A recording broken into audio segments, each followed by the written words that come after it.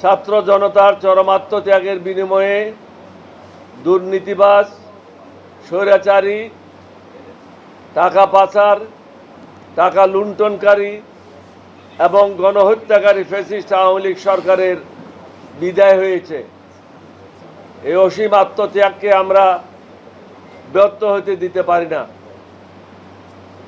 আমরা এলডিপির পক্ষ থেকে গত 8/8/24, 17/8/24 তারিখে 2 দফায় সংবাদ সম্মেলন এবং বিগত 31/8/24 তারিখে প্রধান উপদেষ্টা মহোদয়ের সাথে বৈঠকে মোট 83টি প্রস্তাবনা উপস্থাপন করি, যা আমাদের ব্যক্তিগত স্বার্থ উদ্ধারের জন্য নয়, বরং দেশের সার্বিক মঙ্গলের জন্য।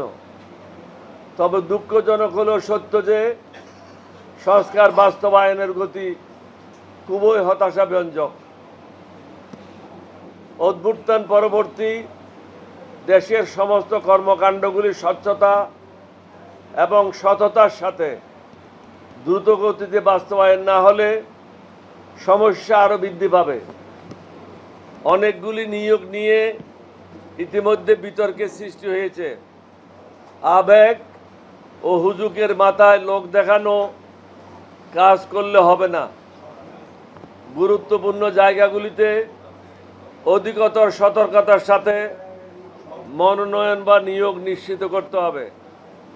এছাড়াও উপদেষ্টা এবং নতুন নিয়োগপ্রাপ্ত ব্যক্তিদের অতীত ইতিহাস জানা না থাকলে বা রাজনৈতিক প্রজ্ঞার অভাব থাকলে দেশ ক্ষতিগ্রস্ত হবে। অন্যদিকে অতর্ব, অকর্মণ্য, ধীরগতি ব্যক্তিদের দিয়ে দেশকে এগিয়ে নিয়ে যাওয়া সম্ভব হবে না। ছাত্র জনতার রক্ত বিতে যাবে। একজন উপদেষ্টা বলেছেন, জাতীয় সঙ্গীত একটি বিতর্কিত বিষয়, সুতরাং এটি পরিবর্তন করা যাবে না। তার জানা উচিত জনগণের মতামতের উপর ভিত্তি করে সব কিছু পরিবর্তন করা সম্ভব। গণভবন কারো বাপের ভবন না, বরং যে একটি জাতীয় প্রতিষ্ঠান, বাংলাদেশের গর্ব। মিউজিয়াম করা অবশ্যই প্রয়োজন, তবে প্রশ্ন হলো গণভবনে কেন, অন্য জায়গায় নয় কেন? জাতীয় প্রতিষ্ঠান পরিবর্তন করার আইনগত ভিত্তি এখন কোথা থেকে পেলেন? 1971 সালের স্বাধীনতা যুদ্ধের উপর অন্য কিছুই অধিকতর গুরুত্ব পেতে পারে না। আন্দোলনকারী আমাদের ছেলে মেয়েদের বা জনতার সরলতাকে পুঁজি করে কোনো অন্যায় পদক্ষেপ নেওয়াও ঠিক হবে না। এদেশে এক নায়কত্ব স্বৈরা শাসন কায়েমকারী, গণহত্যাকারী, দুর্নীতিবাজ, টাকা পাচারকারী, টাকা লুণ্ঠনকারী, চাঁদাবাজ এবং জঙ্গিবাজের কোনো স্থান নাই। এদেশ এখন কারো বাপের সম্পত্তি না। যত দ্রুত সম্ভব আইন শৃঙ্খলার উন্নতি সাধন করতে হবে। আমরা জানি বর্তমান প্রেক্ষাপটে এটা খুবই কঠিন কাজ, তবে পুলিশ প্রশাসনকে দ্রুত কার্যকর করতে হবে। তা না হলে গণহত্যাকারীরা মাথাচাড়া দিয়ে উঠতে পারে।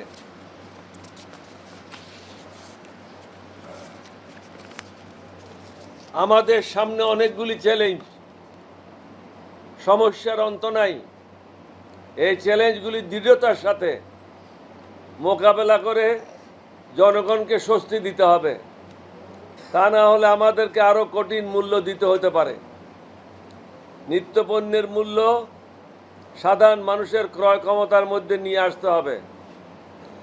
অসংখ্য আহত ছাত্র জনতা হাসপাতালের বেডে কাতরাচ্ছে। এরই মধ্যে বন্যায় কয়েকটি জেলা ব্যাপকভাবে ক্ষতিগ্রস্ত হয়েছে।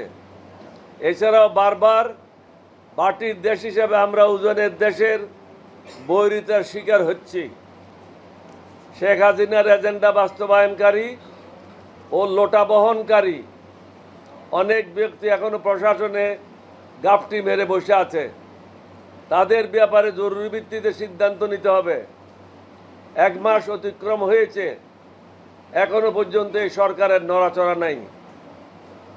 গুম, খুন, দুর্নীতি, টাকা পাচারকারী, গণতন্ত্র হত্যাকারী এবং চাঁদাবাজদের সকলকে আইনের আওতায় এনে যথোপযুক্ত শাস্তির ব্যবস্থা করতে হবে।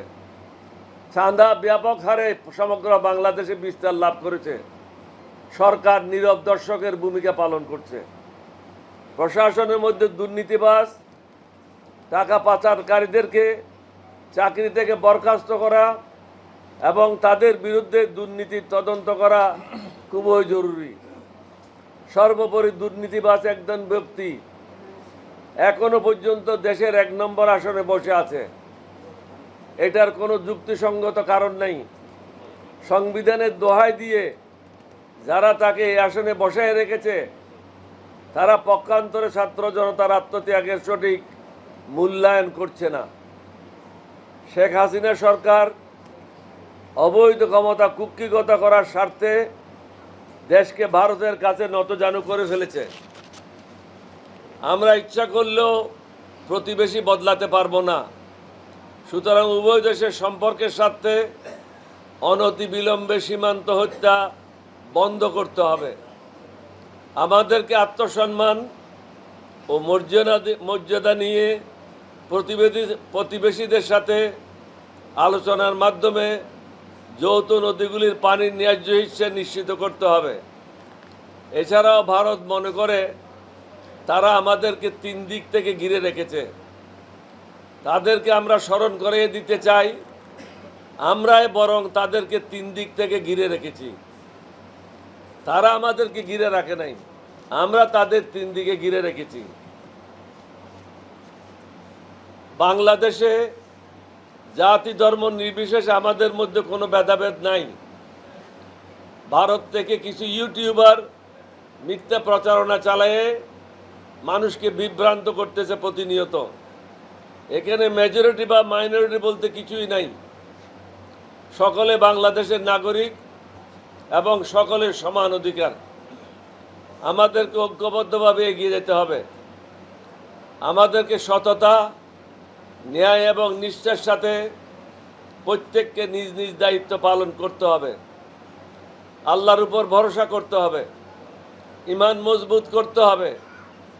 আমরা অন্য কোনো দেশের ক্ষতি কামনা করি না। অনুরূপভাবে আমরা চাই কেউ যেন আমাদের দেশের ব্যাপারে নাক না গলায়, বরং আমরা সকলের সাথে সুসম্পর্ক বজায় রেখে আমাদের দেশকে এগিয়ে নিয়ে যেতে চাই। আমার দৃঢ় বিশ্বাস মহান আল্লাহ রব্বুল আলামিন আমাদের সহায় হবেন।